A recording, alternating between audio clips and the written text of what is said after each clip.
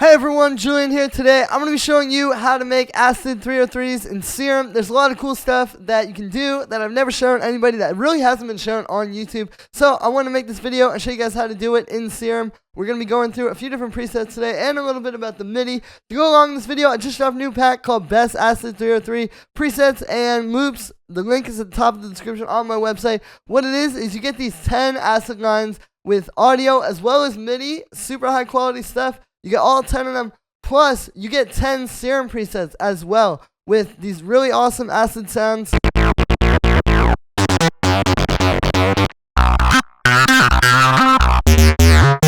This is just some of them, but you can hear it's all super high quality stuff. It's really great Serum presets that you can use to make the best tracks of your life, plus the MIDI and the loops. Definitely go grab this, guys. It really helps support me, but it's about creating these really great templates and sample packs that you guys can use to make the best tracks of your life. You know, I've definitely struggled in the past with these acid sounds, and I know there's not a lot of great stuff out there, so definitely go grab this pack, and it'll take you to the next level, get you where you need to be right now. Thank you so much for the support, guys, but really it's about creating these high-quality resources that everybody can get access to, and we can all make the best music. So if you want to support that, links at the top of the description. Thanks, guys, and let's dive in. Alright, so I got this first 303 here. So I will show you the MIDI. So the MIDI is really simple. It's just 3 notes, right? You know, usually with these, you want to keep it simple. I will say, like, the main thing with this one is just the really staccato notes, like how the don't, right? Like, if we just make these all, like, touch each other, it's not nearly as exciting, right? So you definitely want to play around with some of the note lengths. And the reason I'm showing you that also is because, like, so you know how much is happening in the MIDI and how much is happening in the synth patch too, because a lot of times I think people will put in kind of like flat quote-unquote MIDI and then wonder why it's not as like animated or alive sounding when they make a cool synth patch. It's like you kind of have to do stuff in both parts to make it really work. So we got that, and then for the actual sound on this one in Serum, what's happening is we're using 2 oscillators. So this is basically operating on this kind of like 303 principle of putting together a square wave and a saw wave, right? So I'll turn off the effects and just show you what we're working with here. It's this distortion doot with a little envelope on it, but you can hear that's pretty much just like this really nice fat pulse wave, right?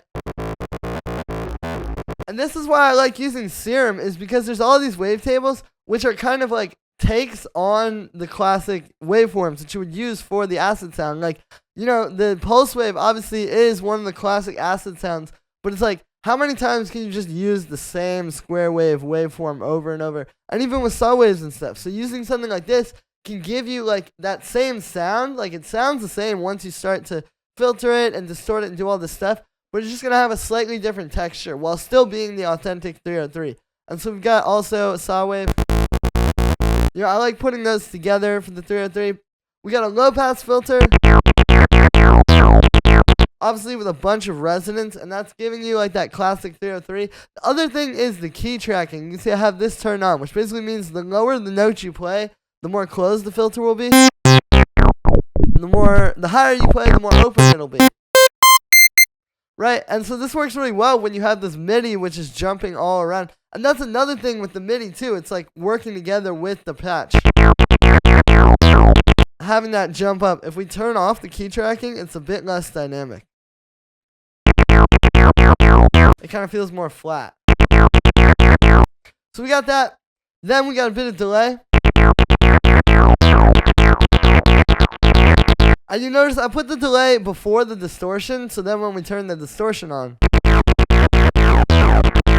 it kind of all gets distorted, and you get this nice textured kind of delay that'll like fit better too. Because a lot of times if you have a delay like this and you try to put it after the distortion, you won't hear it as much. But if you put it into the distortion, it kind of becomes part of the sound. Another trick with the delay I've learned with the 303 is having a really slow delay, like having this half notes, which you wouldn't really think, but it's kind of like the contrast where you have the MIDI is very busy, right, and it's like it's jumping all around like that, and then this kind of slower delay sits over that nicely. For the distortion, what we're doing is it's the linear fold, we're not using that much. This sine fold and linear fold are really good to kind of like shape the 303 and give it like a crazy, insane texture. But too much, like you can definitely lose it pretty quick into just like noise, right? So we have it like that. I'm using the filter in this too. Like if I turn that off, see, it's not quite as nice. It's not really, it kind of is starting to lose the 303. But then when you put on this kind of low pass, halfway between the band pass, and then I have an envelope on that as well. The same envelope that's on the filter cutoff over here. And then that's going into the distortion. It gives you what you need. And then we have a little EQ there, just cutting a little bit of lows. And that's really it, right? With the 303, you want to keep it simple. It's a simple synth patch, but it's just like the little creative things that you do with that simple synth patch. Like, yeah, okay, it's always going to be like a distorted, filtered saw wave or square wave, but then it's like crazier linear fold distortion and filtering into the distortion, like all that working together, right? So then for this next one here,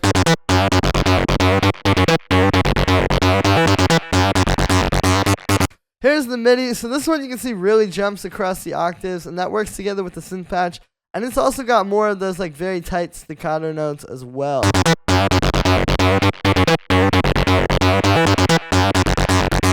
So for the synth patch on this one, again, it's that same kind of 303 where it's a square wave being put together with a saw wave. So I'll turn off the effects and just show you the oscillators on their own really quick.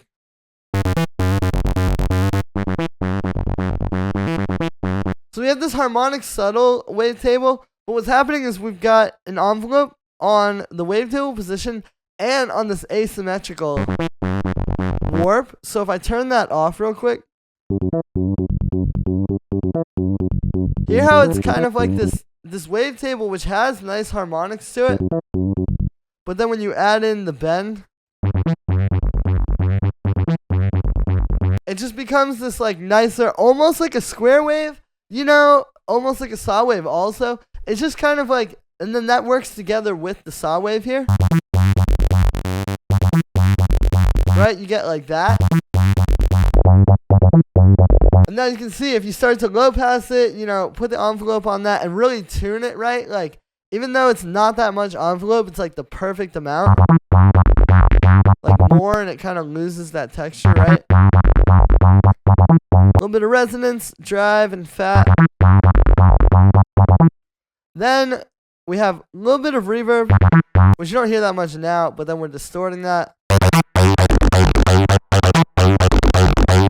And see, this is where the 303 really comes at. It's like you're taking this, like, obviously very 303-esque sound, but then when you add this, it's that same linear fold. So again, those are really good for the 303, especially when you're like doing all these distorted filters and stuff. But what we're doing is we actually have an envelope on the drive amount. And that's allowing us to get more movement. And it's like, you're hearing the classic 303 thing. You're hearing it do that kind of crunch, but it's like moving with the filter. So it's very alive and animated.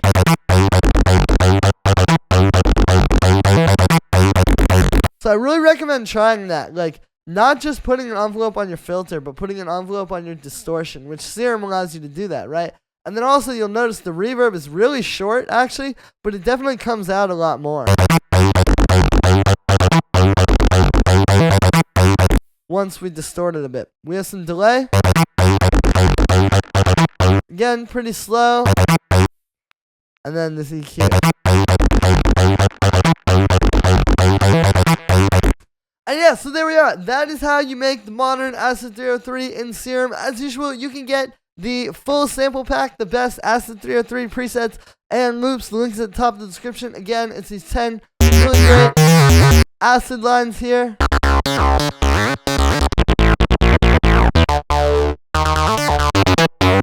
With the Serum preset, the audio waveform, and the MIDI, everything you need, plus some free bonus drum loops that are really high quality too. So literally everything you need to make an awesome acid track, guys. Definitely don't miss out. This is the best thing you can do right now to make the best tracks of your life. I put together these 10 really awesome acid lines and presets that I promise will take your tracks to the next level, and you will make the best track of your life if you grab this. Don't miss out. This is the best thing you could do. You know, skip buying new gear. Skip, honestly, even listening to a whole bunch more lessons. Grab this template and the sample pack. I promise, right today, you're going to make a great track with it. I wouldn't lie to you guys. Grab it. Links at the top of the description. Thanks for the support, everybody, and I'll see you soon with another video.